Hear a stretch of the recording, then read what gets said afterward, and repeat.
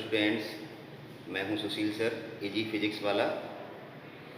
आज हम इलेक्ट्रोस्टैटिक्स में कूलाम्स लॉ पढ़ेंगे। इससे पहले हमने charge, methods for producing charge, properties of charge and numerical problems based on charge, ये सब कुछ कर लिया था।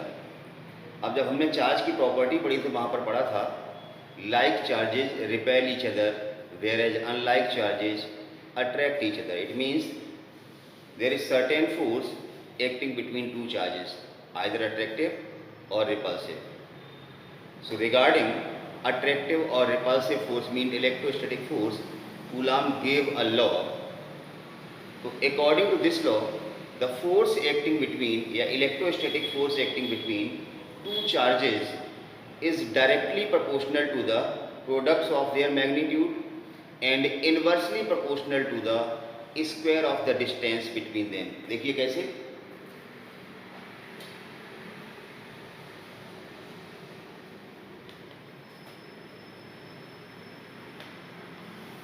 कूलाम्स लॉ की बात हो रही है।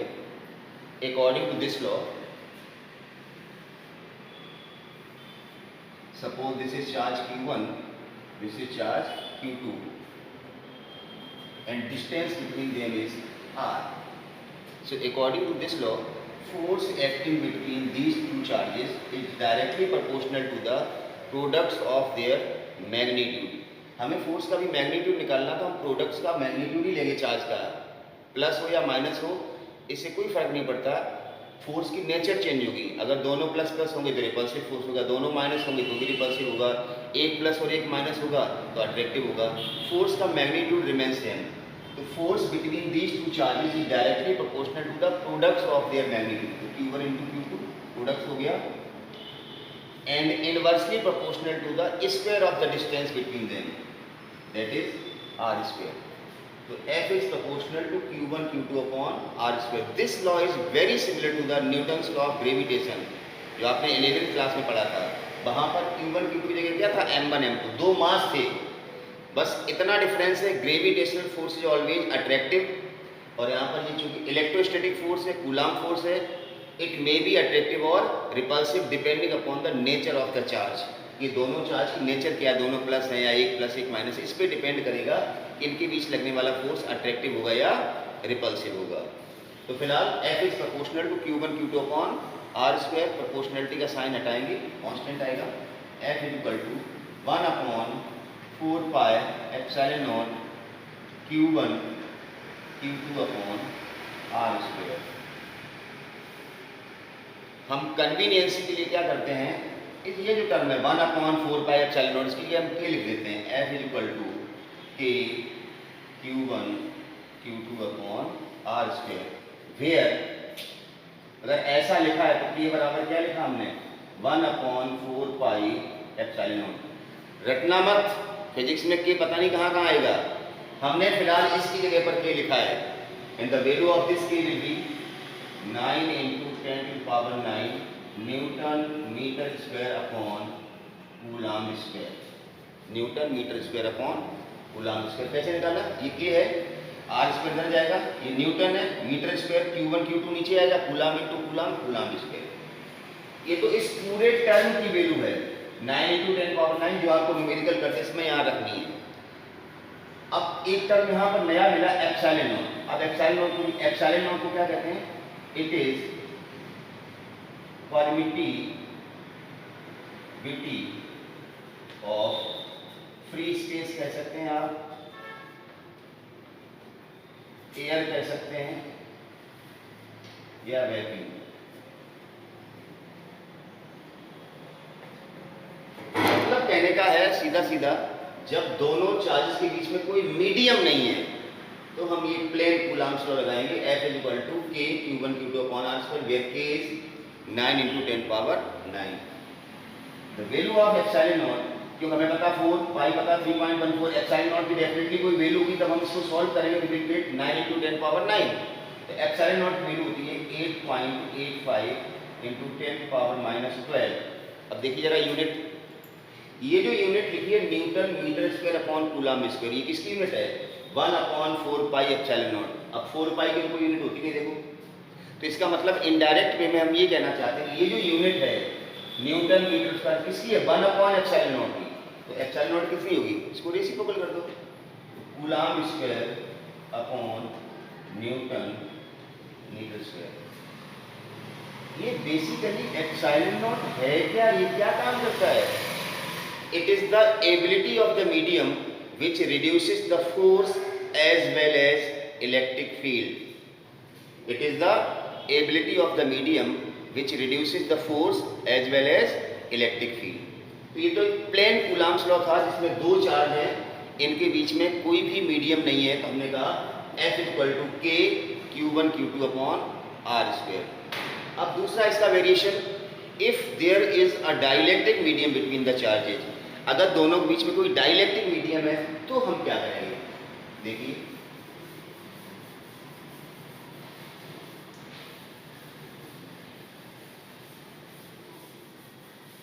कूलम्ब्स लॉ जो है ऐसे एज सच कूलम्ब्स लॉ बहुत ज्यादा नहीं पूछा जाता लेकिन it is the base of the electrostatics. Electrostatics का जो फर्स्ट पार्ट हम इलेक्ट्रिक फील्ड पढ़ने जा रहे हैं अभी पढ़ेंगे तो उसमें कूलम्ब्स लॉ ही लगेगा हर जगह। तो कूलम्ब्स लॉ इस सेंस में बहुत इंपॉर्टेंट। अब हम क्या बताने जा रहे हैं if there is a dielectric medium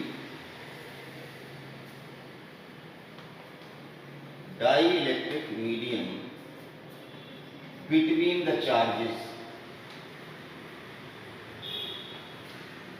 अगर इन दोनों चार्जेस के बीच में कोई डाइलेक्ट्रिक मीडियम हो, dielectric medium basically insulators, all the insulators are dielectrics. तो इनके बीच में अगर कोई डाइलेक्ट्रिक मीडियम रख दिया हमने दोनों बीच में जैसे वैक्स है वुड है ग्लास है कुछ भी whose dielectric constant is, dielectric medium अगर रखा तो उसका डाइलेक्ट्रिक कांस्टेंट आपको गिवन होगा whose dielectric constant is epsilon R, then force between the charges,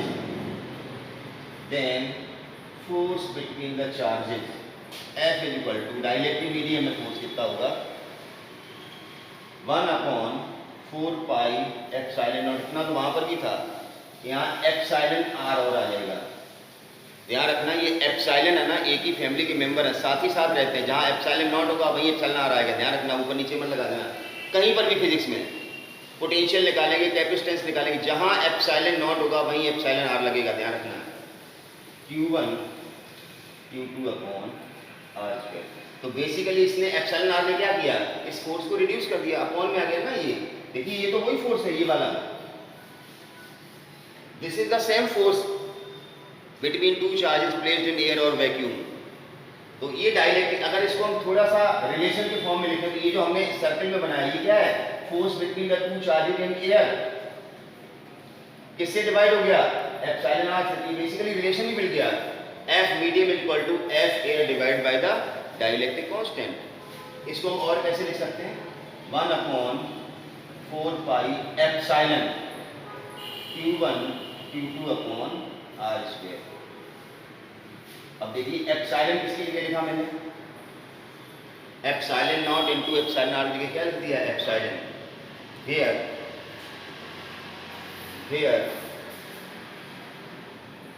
epsilon equal to epsilon naught into, इस एप्सिलॉन आर को डाइलेक्ट्रिक कांस्टेंट या रिलेटिव परमिटिविटी भी कहते हैं। तो एप्सिलॉन आर इक्वल टू कितना हो जाएगा एप्सिलॉन अपॉन एप्सिलॉन नॉट। ये epsilon naught into epsilon r था उसकी जगह एप्सिलॉन लिखा। ये तीनों परमिटिविटी में रिलेशन है, the relation between all the three permittivity. इसको कहते हैं permittivity of the medium, permittivity of the free space और ये है रिलेटिव परमिटिविटी। तीनों परमिटिविटी है। इसका दूसरा नाम क्या बताया डाइलेक्ट्रिक कांस्टेंट या रिलेटिव परमिटिविटी। देखो रिलेटिव है कि नहीं, permittivity of the medium divide by the permittivity of air, तो रिलेटिव परमिटिविटी हो गया ना, इसको कहते हैं रिलेटिव परमिटिविटी। तो दो वेरिएशन हम देखें कूलम्ब्स लॉ के, एक तो जब दोनों चार्ज के बीच में कोई मीडियम नहीं है फ्री स्पेस है तो F इज इक्वल टू 1/4πε0 या K Q1 Q2/r²। जब दोनों चार्जेस के बीच में डाइलेक्ट्रिक मीडियम है तो हमने क्या किया, फोर्स को डाइलेक्ट्रिक कांस्टेंट से डिवाइड कर दिया। अब हम पढ़ेंगे Coulomb's law in vector form.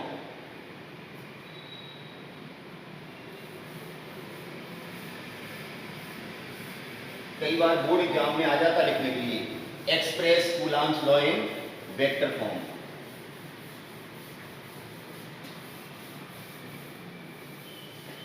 देखिए हम कूलॉम्स लॉ में बेसिकली फोर्स पढ़ रहे हैं, फोर्स वेक्टर है, और हम आगे इलेक्ट्रिक फील्ड पढ़ेंगे वो भी वेक्टर है। तो हम फोर्स के क्वेश्चन जो करेंगे उन पे बहुत ज़्यादा फोकस करना कि जिस तरह से फोर्स के क्वेश्चन है उसी तरह से इलेक्ट्रिक फील्ड के भी न्यूमेरिकल्स करने, because electric field is also a vector quantity. तो जैसे हम फोर्स का रिजल्टेंट निकालेंगे वैसे इलेक्ट्रिक फील्ड की, तो काफ़ी कुछ रिलेटेड चीज़ें ध्यान रखने वाली बात है, एक दूसरे से रिलेटेड है। अब हम पढ़ रहे हैं Coulomb's law in vector form. Vector form में कैसे रिप्रेजेंट करेंगे इसको, Coulomb's law in vector form. Suppose this is Q1 charge, another charge Q2। अब हमें पता है ये Q2 चार्ज है, Q1 पे फोर्स लगाएगा, कितना लगाएगा इधर, force on 1 due to Q। इस पे कौन फोर्स लगाएगा, ये लगाएगा, इधर रिपेयर करेगा इसको, फोर्स ऑन 1 ड्यू टू 2। और इस पे कौन लगाएगा, Q2 पे Q1, तो F21 force on charge 2 due to charge 1। अब डिस्टेंस देख लेते हैं, दोनों बीच में डिस्टेंस r है, लेकिन अगर हम वेक्टर फॉर्म की बात करें, जब हम ये फोर्स काउंट कर रहे हैं, ये वाला 1 पे 2 कितना लगा रहा है, तो डिस्टेंस कौन सी लेनी, ये वाली डिस्टेंस, ये इस डिस्टेंस को हम क्या लिखेंगे, R21 डायरेक्शन क्या है। और जब हम इससे फोर्स निकालेंगे इसके द्वारा, तो इस डिस्टेंस को हम क्या लिखेंगे, R12। ध्यान रखना दोनों का मैग्नीट्यूड सेम नहीं है, जो R12 होगा वही R21 है, बस R12 इधर R21 इधर है, इसका मतलब दोनों फोर्स की डायरेक्शन अपोजिट होगी और कुछ नहीं। तो हम लिखने जा रहे हैं फोर्स ऑन 1 ड्यू टू 2। इस केस के द्वारा वही कूलॉम्स लॉ K या 1/4πε0 Q1 Q2 अपॉन कौन सी डिस्टेंस लेगी, ये वाली R21 का स्क्वायर, ये वाली R21 का स्क्वायर। अब यहाँ जो वेक्टर लगा, यहाँ पर एक यूनिट वेक्टर आएगा R21, और हमें यूनिट वेक्टर की डेफिनेशन पता है, वेक्टर अपॉन मैग्नीट्यूड दिया जाएगा 1/4πε0 Q1 Q2 अपॉन R21 का स्क्वायर इंटू ये R21 vector upon 1/4πε0 Q1 Q2 upon ये R21 का स्क्वायर, R21 का क्यूब हो जाएगा, और R21 वेक्टर है, ये आ गया F12। ध्यान रखना हम एक्सप्रेस कर रहे हैं वेक्टर फॉर्म में, लेकिन हम ज़्यादा इसका यूज नहीं करेंगे। हम जब न्यूमेरिकल करेंगे तो हम वेक्टर फॉर्म को लेकर नहीं करेंगे, हम सिंपल F1 F2 और F3 या जो भी फोर्स होंगे निकालेंगे। फिर हमें वेक्टर में उनका रिजल्टेंट निकालना आता है, तो हम उस रिजल्टेंट के फार्मूले को फोर्स का फार्मूला लगा के, रिजल्टेंट फार्मूला लगा के हम फोर्स की वैल्यू निकालेंगे, हम इस वेक्टर फॉर्म को यूज नहीं करेंगे। एनीवे इसी तरह से हम निकाल सकते हैं F21 कहाँ चल जाएगा, बस F21 मतलब ये वाला, इसमें क्या जाएगा, ये वाली डिस्टेंस देगी 1 2, तो ये कितना जाएगा 1/4πε0 Q1 Q2 अपॉन R12 का क्यूब और R12 वेक्टर। तो मैग्नीट्यूड में दोनों सेम ही, क्योंकि आपको बता दिया था जो R12 है, बेसिकली R12 का जो मैग्नीट्यूड है वही R21 का मैग्नीट्यूड है। इट मीन्स F12 का जो मैग्नीट्यूड होगा वही F21 का मैग्नीट्यूड होगा, बट डायरेक्शंस आर अपोजिट। तो this is the way how to express Coulomb's law in vector form. अब हम कूलॉम्स लॉ के कुछ क्वेश्चंस करेंगे। देखिए कूलॉम्स लॉ बेसिकली फोर्स है, और फोर्स एक वेक्टर क्वांटिटी है, और दो वेक्टर का रिजल्टेंट निकालना आपने 11th में सीखा था। आपको याद है ना, R = √p² + q² + 2pq cos theta. तो यहाँ पर फोर्स होगा, तो फोर्स में फार्मूले कन्वर्ट कर लो, F1 F2 दो फोर्स हैं, तो F नेट आ जाएगा अंडर रूट F1 स्क्वायर ऐसे करके, F net equal to under root of F1 square plus F2 square plus 2F1 F2 cos theta, where theta is angle between F1 and F2. तो if theta equal to 0, इसका मतलब क्या होता है, दोनों force same direction में है।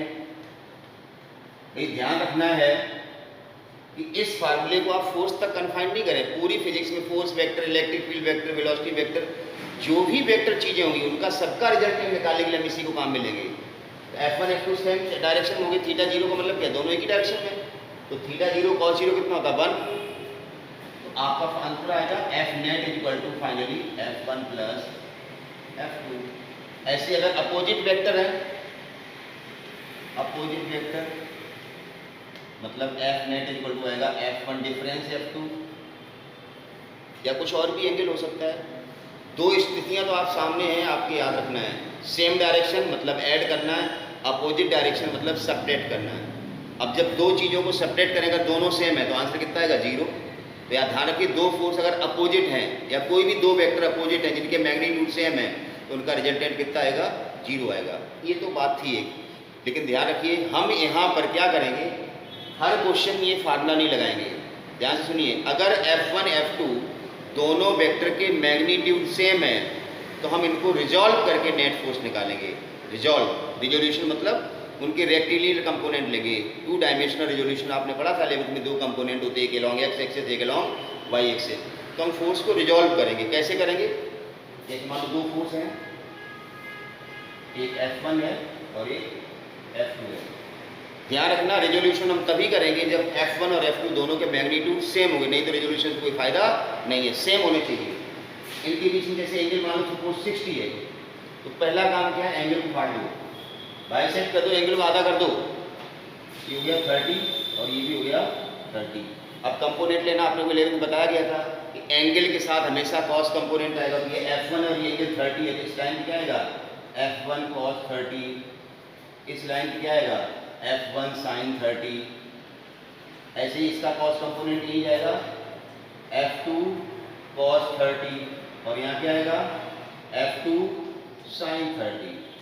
अब ये दोनों अपोजिट हैं, माइनस करेंगे तो तुम सेम है ना, हमने कहा ना F1 F2 सेम होंगे, तो ये वाला टर्म और दोनों सेम होंगे, तो माइनस करोगे तो कितना आएगा 0 0 कैंसिल हो गई। ये दोनों सेम डायरेक्शन में, तो दोनों को क्या करना, ऐड करना। यहाँ पर भी बताया था, दो वेक्टर सेम डायरेक्शन में ऐड करना, अपोजिट डायरेक्शन में तो माइनस करना। अब चूंकि दोनों सेम है तो माइनस करोगे तो 0 आएगा। अब इनको दोनों को ऐड करना, यही आंसर होगा, बाकी कुछ बचा ही नहीं। तो F नेट कितना आएगा, F नेट आएगा आपका F1 cos 30 plus F2 cos 30। F1 F2 चूंकि सेम है तो आप इसको लिख सकते हैं 2F1 cos 30 को, या 2F2 cos 30 को, कोई फर्क नहीं पड़ता है क्योंकि F1 F2 दोनों कैसे हैं, सेम। तो बस आपको दिमाग में बिठाना, ये बार बार करना नहीं है कि दो वेक्टर जिनका रिजल्टेंट निकालना, अगर उनके मैग्नीट्यूड सेम है तो एंगल को आधा करना है और कॉस के दो कंपोनेंट ऐड करना है। जैसे हमने किया अभी, एंगल 60 लेके एग्जांपल दिया तो आंसर आया 2F cos 30। अगर एंगल 90 होता तो आंसर आता 2F cos 45। अगर एंगल 120 होता तो आंसर आता 2F cos 60। ठीक है ना। तो हम कुछ क्वेश्चंस करके इसकी प्रैक्टिस कर लेते हैं। चलिए,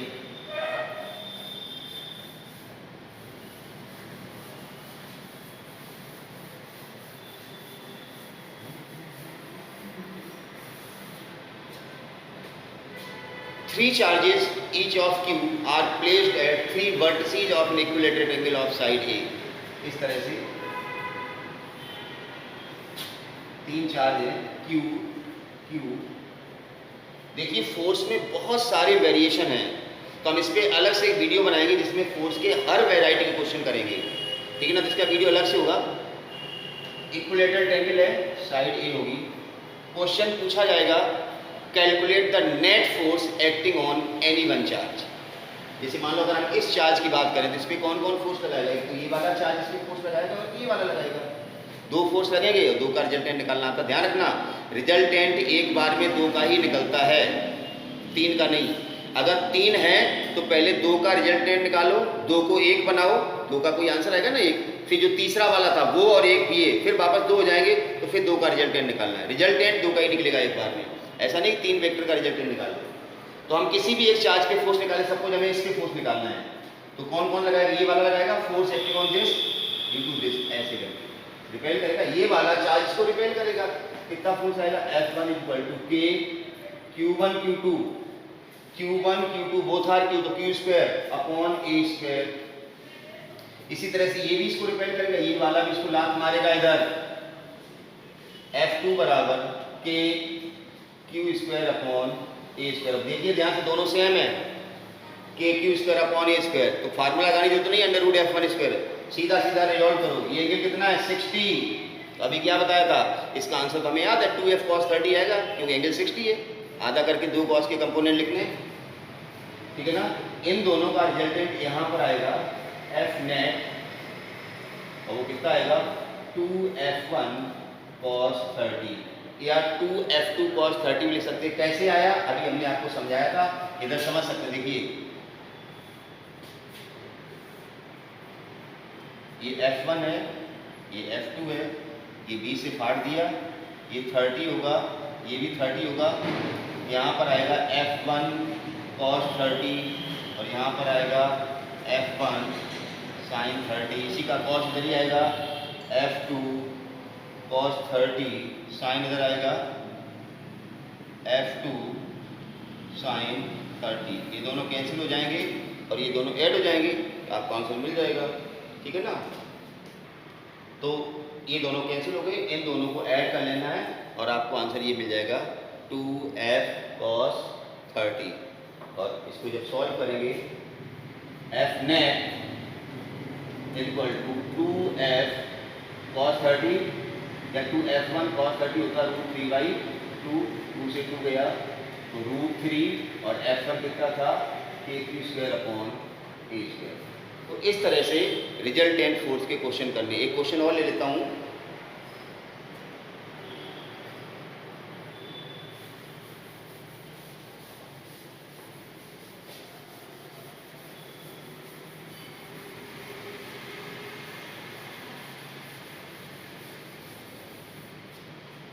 अब की बार हम एक स्क्वायर ले लेते हैं, ठीक है ना।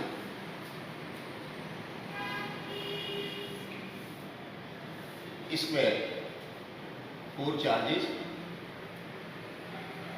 placed at the corners of a square of side A, फिर वही चीज, find the net force acting on any one charge। इस पे कितने फोर्स लगेंगे? 3। एक ये वाला इस पे इधर लगाएगा, ये वाला इस पे इधर लगाएगा और ये वाला इस पे इधर लगाएगा, 3 फोर्स लगेंगे। रिजल्टेंट 2 का ही निकलता, ध्यान रखना। ये डिस्टेंस भी आपको चाहिए होगी, A√2 स्क्वायर का डायगोनल साइड √2 निकालिए इसके फोर्स। ये वाला इस पे लगाएगा फोर्स किधर? इधर, F equal to K Q square upon A square, F1 नाम दे दो। ये वाला इस पे लगाएगा इधर, F2 नाम दे दो, K Q स्क्वायर अपॉन। अब पहले इन दोनों का रिजल्टेंट देख लो क्या आएगा। ये एंगल कितना है? 90, तो रिजल्टेंट कितना आएगा? 2F1 cos 45 अभी बताया था, तो आप यहाँ लिख सकते हो resultant of F1 and F2 कितना आएगा? F डैश नाम दे देते हैं, 2F1 cos 45, ये हो जाएगा √2F1, क्यों cos 45 1/√2 हुआ, √2 से ये कटेगा, ये तो हो गया F डैश। इन दोनों का रिजल्टेंट ये रहा, अब हमें इन दोनों से कोई मतलब नहीं। अब कहाँ पर आएगा ये F डैश? यहाँ बीच में आएगा, ये F डैश आ गया। इन दोनों का रिजल्टेंट F डैश यहाँ लिखा, अब ना इससे लेना देना ना इससे, ये F डैश है, ये फाइनल वेट रखी है। अब ये वाला चार्ज इस पे लगाएगा फोर्स इधर ही, F3 कितना लगाएगा? K Q square upon distance A√2 है, इसका स्क्वायर करेंगे तो हो जाएगा 2A स्क्वायर। अब हमें फिर इन दोनों का रिजल्टेंट निकालना। अभी इनका दोनों का रिजल्टेंट ये था, अभी तीसरा फोर्स ये है, तो अब ये फिर 2 हो गए ना। अब ये दोनों किसमें है? सेम डायरेक्शन में, तो इनका वापस रिजल्टेंट कैसे निकलेगा? दोनों वेक्टर का सेम डायरेक्शन होते हैं, तो हम क्या करते हैं? इनको ऐड करते हैं। तो अब F net finally F dash plus F3 value डाल दो। F डैश क्या है?